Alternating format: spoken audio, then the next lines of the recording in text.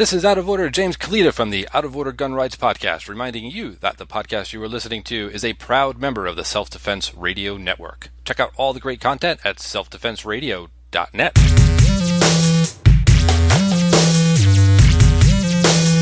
Welcome to Unload and Show Clear, the podcast about all things IDPA. And now, here's your host, a man for whom getting stuck in traffic was the only thing worse than sticking around for day one of nationals, Lloyd Bailey. Welcome to another episode of Unload and Show Clear. All too often, gun owners and gun culture are portrayed in the worst possible ways in the media. This podcast aims to counter that narrative by shining a light on the members of gun culture who are involved in IDPA, International Defensive Pistol Association. Now, while IDPA members make up just a tiny fraction of the overall gun-owning public, I think they're a representative cross-section of that demographic, and this podcast is about them. Today, you're going to meet one of these awesome people. Before we get started, let me tell you about GlockTriggers.com. Love them or hate them, the one thing you know about Glock pistols is that they are reliable. Out of the box, to the range, absolutely reliable. It's what makes them so popular with competitors, law enforcement, military, and responsible armed citizens. But one of the drawbacks is that stock trigger. Well, Jeff Wilson and the folks at Glock Triggers asked themselves, how do we make them better while maintaining reliability? Using stock parts as their foundation, they've refined the interaction of the metal parts to give you smoother take-up, a cleaner break, and reduced overtravel without sacrificing safety or reliability. Recommended and used by people like Bob Vogel, Travis Haley, and Ken Hackathorn, Glock Triggers custom trigger kits come with a lifetime warranty and a 30-day satisfaction guarantee. Visit them today at GlockTriggers.com and check out the Edge, the Vogel, the Skimmer, the Guardian, and the Hackathorn trigger systems. Use the promo code from this podcast, USC28, and save 20% off of your entire order. GlockTriggers.com, the highest quality drop-in trigger system for your Glock. Our guest today is Will Schmied from Hernando, Mississippi. Will, welcome to the show. Well, thanks, Lloyd, for having me. I'm pleased to be here and excited to see how famous you make me. or infamous, maybe. Well, I wrote, I think when I wrote about the first match I shot at your club back in 2014 or 15. 14? That you reminded me of Robert Downey Jr., so you're getting there. You're close to famous. Well, I'm still rocking that same beard and mustache arrangement. So tell us about yourself. Tell us about what you do there in Hernando. So before living in Hernando, I was in the Navy, stationed in the Norfolk area, but I was looking to get out. I'd kind of done everything I wanted to do in the Navy nuclear power program, and wanted to be someplace where there weren't hurricanes. Because we had gone through Isabel, so we wanted to be somewhere where there weren't hurricanes. We didn't do our research good enough though, because we moved someplace where there's going to be a earthquake eventually, and it's just going to kill all of us instantly. That whole New Madrid fault thing. I wish I would have known about the river running backwards before we bought and built here. But no, we're here. So live in Hernando. It's a fairly sleepy small town, maybe 5,000-6,000 people in Desoto County, so that northwest top of the state. I actually work in Memphis. I drive to Memphis every day to go to work at St. Jude Children's Research Hospital. Good place to raise kids. Unfortunately, that means there's no shooting ranges nearby, but we got a place that we go to down in Como where you went. Mm-hmm.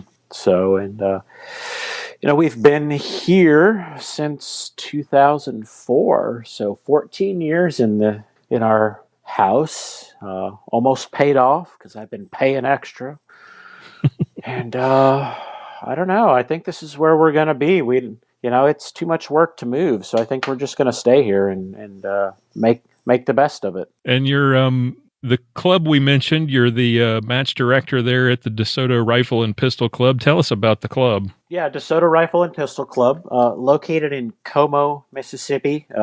Club Club itself has been founded for about 35 years, and it actually itself used to also be in Hernando when it was originally started, which is in DeSoto County, like Hernando de Soto, the Spanish explorer. It was on leased property, and the owners wanted to do something else, as that generally is the case. So, yeah, I believe it was in 2010, 11 time frame. They bought land in Como, Mississippi, which is in Panola County. But, it's business name and branding and whatnot. So we're in Panola County, the range is, but we're still the DeSoto Rifle and Pistol Club.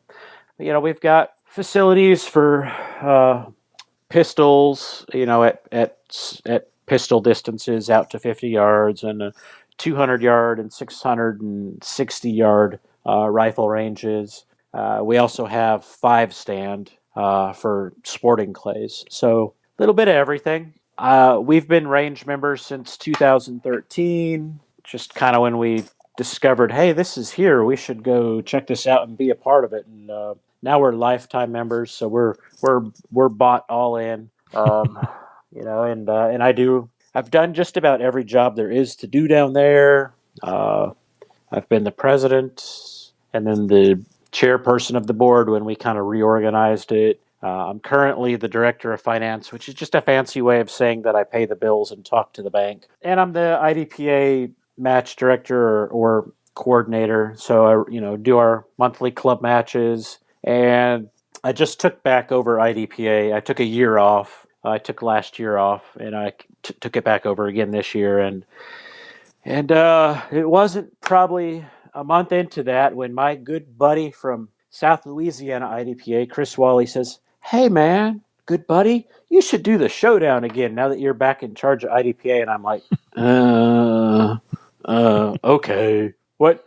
That sounds great. Mongo shoot IDPA. Don't get to shoot as much as I'd like to, but we just go down there to BS and shoot guns and have good times with good people. That's really what this is all about. Where did the interest in guns come from? Did you grow up around them? You're not originally from Mississippi. Where did you grow up, and did you grow up around firearms, or did you kind of take that up in the Navy, or was it after that?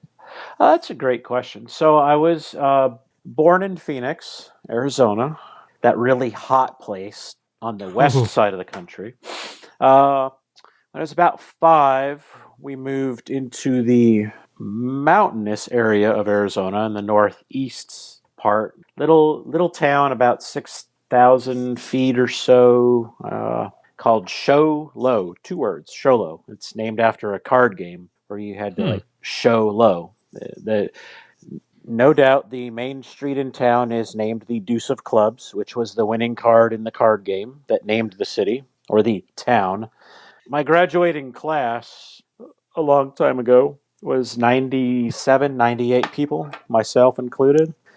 But, we had property. It was basically the middle of nowhere. So I grew up shooting, a lot of 22s and, pistols and rifles. And then that progressed into 38s and 9mm and, stuff like that as a kid. And then I had always had guns, kind of like after I was old enough on my own and like financially capable of that. But it was always like just like one. I had like one. I actually had a Gen 2 Glock 17 for like 14 years. That was like the only gun I had for like 14 years. And I went and I had this was in Virginia when I was in the Navy, and I had my permit, and I tried to go shoot once or twice a month, in between the rotating shift work and whatnot. But it wasn't until, right before we joined the range, so probably 2012, 2013, Chris was working in a shady area, and I think she was getting ready to start going back to school at night to finish her degree. And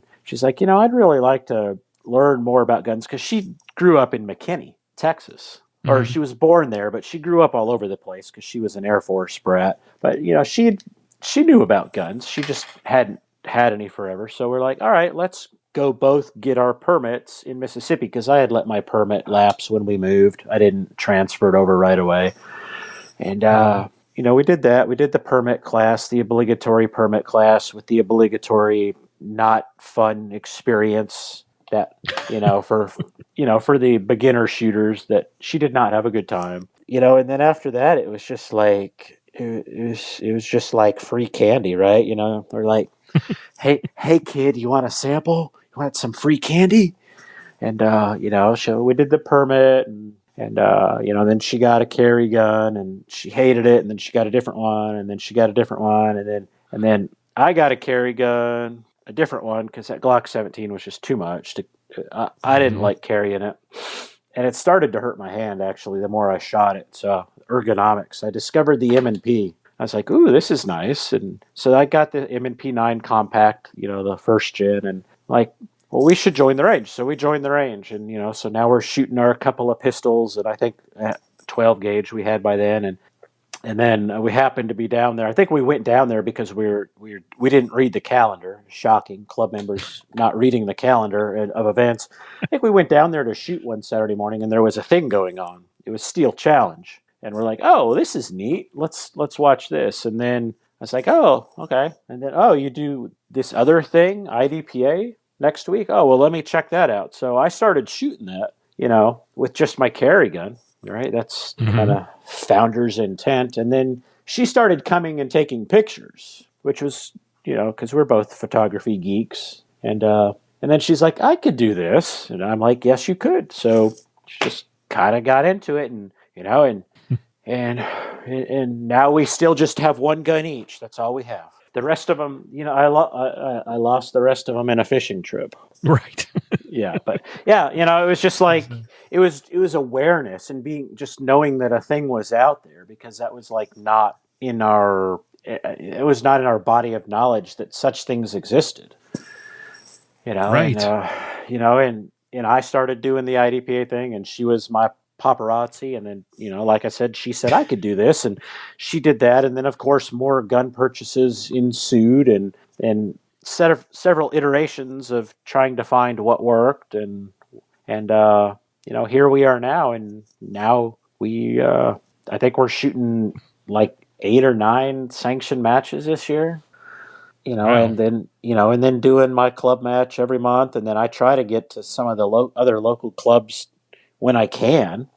Right. It's rare that I have a Saturday that I'm not at a range somewhere, and then I usually we get home and I'm like, well, I'm already hot and sweaty from being on the range, so I might as well go ahead and mow the yard, because I'm going to get hot and sweaty mowing the yard. So that's my game plan. I go shoot in the morning, and then I mow in the afternoon Saturday. And then I'm good to go for the weekend. What's your favorite division? What do you compete in, and what gun do you use most often?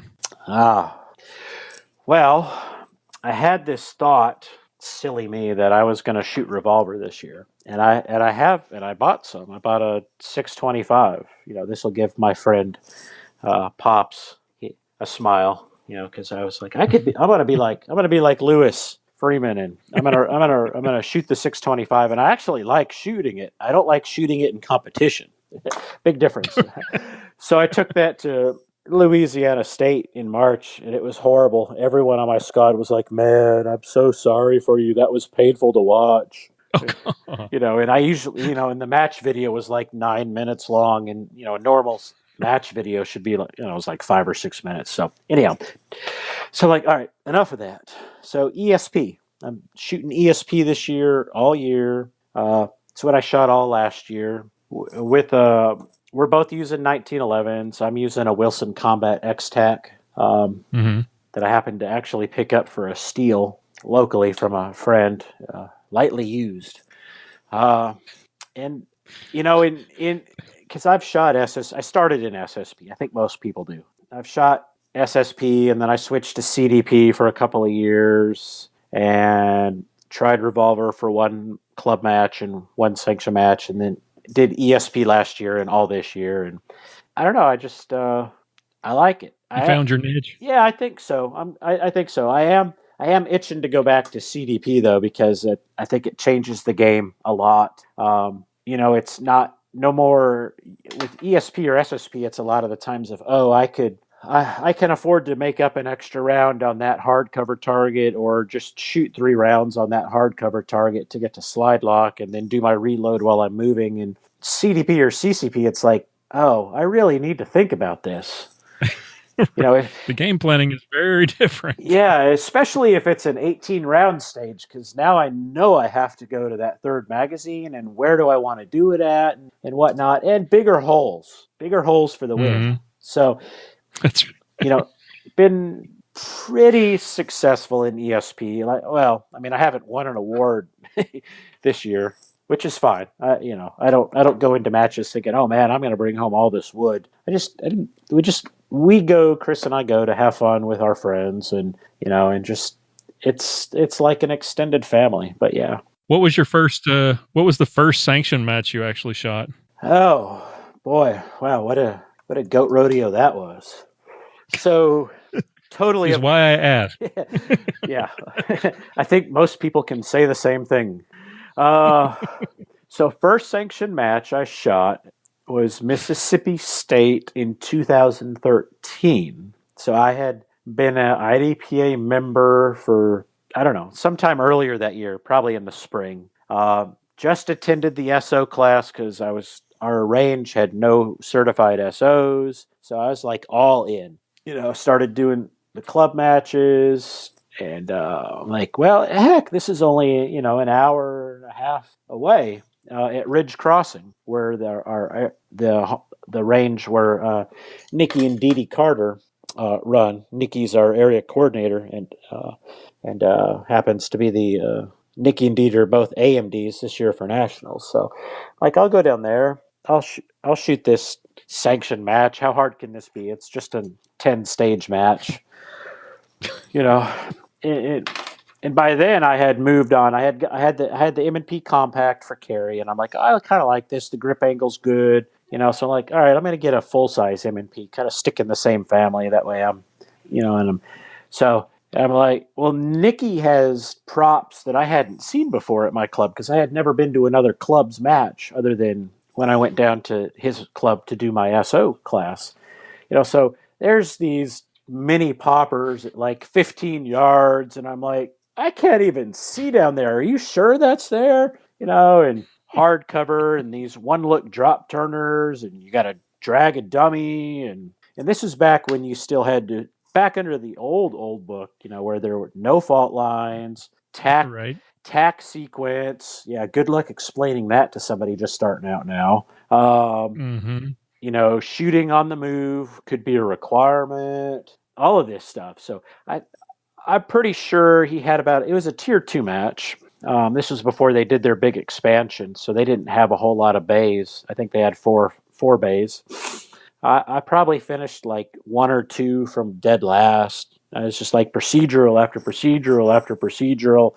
I think on my second stage I got like 3 procedurals, which is funny because I still remember the SO team that it allowed me to experience all those procedurals. They didn't give them to me. I sure earned them myself, but I know who was holding the timer and running the scoreboard.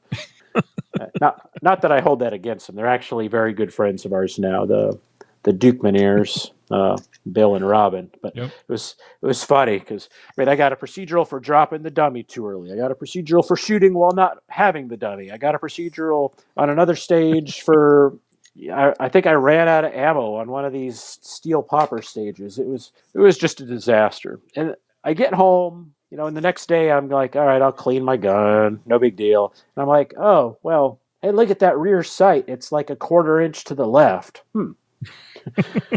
So I'm blaming it all on the loose rear sight. That's my story. Stick with that. Absolutely. Yeah.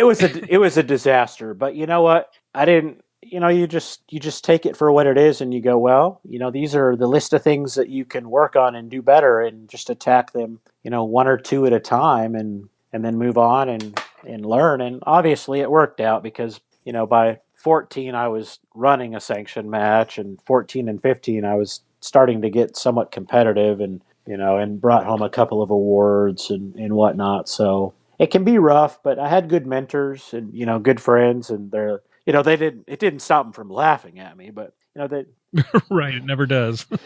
but they're like, it's fine, just use this as a springboard and figure out how to better yourself and set realistic goals. Like, I finished the match. I didn't DQ. I beat 2 people. Woohoo! Or something Right. like that. But so You finished the match with the same number of holes as you started. Yeah, it was. And it was just exposure to, like, wow. And now I think about the things that I see now. And Nikki still puts on a top-notch club match. It's still challenging. I'll shoot more points down on a 6 or 7 stage club match at his place than I will at most 10 or 11 stage sanction matches. But now, I think about it, I'm like, wow, that was so simple and easy compared to what we're doing now. Mm-hmm. But it. So what is it? You're now actually running matches. You're coming up on your 3rd Mississippi Showdown. You've got plans for the 4th next year. Talk about the preparation that goes into putting together a major match. Oh, it's crazy. It's like any major project you do at work, except for at work they like pay you twice a month. So this time I kind of got a little bit of a late start. Late for me. Started, I don't know, February, March timeframe. But there's just, so it's first you have to have the inkling of, hey, we could do this. Oh, hey, let's do this. Okay, so get your AC on board. Which, having a good relationship with your AC is paramount. And building up that understanding of how things are done at your club, and always to the letter of the rule book. And so get his buy-in, get it all set up with HQ, pay your fee, and then it's like, this year I chose Chris, my wife, to be my AMD, because really a lot of putting on a match, well, truthfully, 90% of putting on a match happens before the match ever gets set up on the ground. It's right. It's so brainstorming stage scenarios and ideas, little one-liners. So we probably came up with like 40 different little one-liner scenarios that we wrote down. And then we just kind of upvoted them and downvoted them over the next week. And then, picking, what are you doing for awards and food? And are you doing shirts or hats or jerseys? And, what kind of props don't we have that we'd like to have? And how can we build those? And for us, that was a huge challenge this year, because our walls they were probably 8-10 years old, maybe a little older. They had done their time. So I threw them all out. So I commissioned 35 new walls to be built, which was a huge undertaking. And then we built, get the frame. I got the frames. They were fabricated. Okay, great. Now I have frames. Okay, so paint them and cover them, all that. And then we built several unique props that will make their debut at this match. So it's just like 1,000 little details. And this year we actually did a first for us, that we used a kind of a task planning project management application called Trello, which is, I guess, pretty popular in business, just to kind of subdivide. Here's all the major categories. Here's all the tasks. Here's who's doing what. Here's our timelines, and just so we didn't lose track of anything, because, from the tiniest detail of, like, I need to go buy 200 sticks to I need to call for porta potties on this date and stuff like that. So it can be 6-7 months of work. There's hundreds of little details that I never would have seen just coming to the match the day of and shooting and, eating and getting an award or a prize and then leaving. You don't see that. So it's made me a much more appreciative and gracious competitor when I go to someone else's event. Right. So what is it about IDPA after all these years, with all the stuff that you've now taken on, the responsibilities, and you guys also do scoring for other matches around the region? What is it that keeps you doing it? What is it that makes it fun for you guys? What is it that you love about the sport? I think one of the main things that makes it fun and still interesting and engaging can be at times one of the things that also makes it frustrating, and that's just seeing what will people come up with for a stage. Because yeah, it's basically the same darn thing every time. Bad guys are breaking in. Bad guys are robbing the place. Bad guys are stealing your kid. Bad guys are stealing your lunch. Pretty much, does that sum up about 95% of the scenarios? So it's certainly not because it's like unique and novel. But then again, neither's Steel Challenge, neither's USPSA. But the how things are laid out, and now with fault lines that I didn't think I would be a fan, and I'm still not sure I'm a fan, but I do like the fact that they just kind of totally upended how stages could be designed in terms of movement patterns, how people would move through a stage. So it's every time you go to a match, you're going to see something different. And every time I set up a match, I get to try something, whether it's a stage that I've run in the past that I really like personally, because it's either just really a real fun hoser, burn down real fast type of stage. I mean, everybody loves those. Or it's a really, really hard stage that really makes you work for every point. Just the variety of stuff. But again, something I've gone back to a couple of times already. It's an extended family. It's a lot of these folks I don't see unless we're at a match because they're not local. But, but we'll go to a match and we'll be like, oh, so-and-so's there and so-and-so's there. So yeah, let's make some dinner plans for the Friday, Saturday night if we can. And,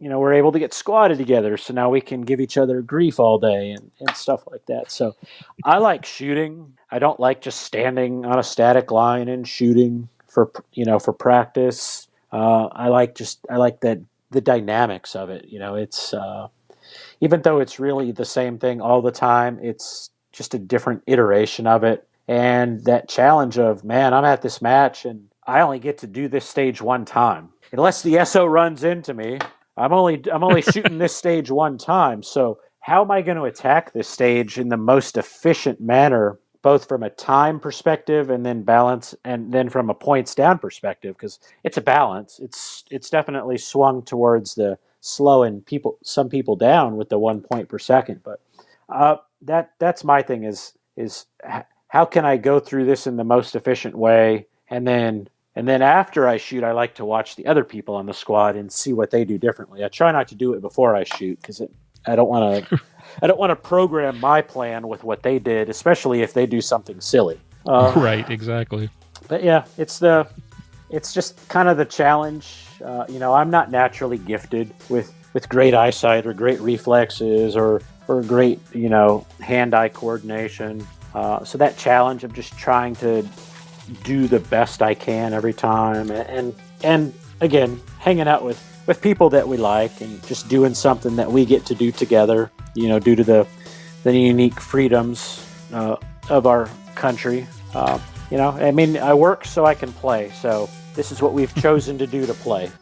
Well, I can't think of anything better. It's a lot of fun, and I like to think of it as a big it's a family reunion with intermittent gunfire. Exactly. Well, Will, thank you so much for coming on the show. I really appreciate it, and I look forward to seeing you again soon.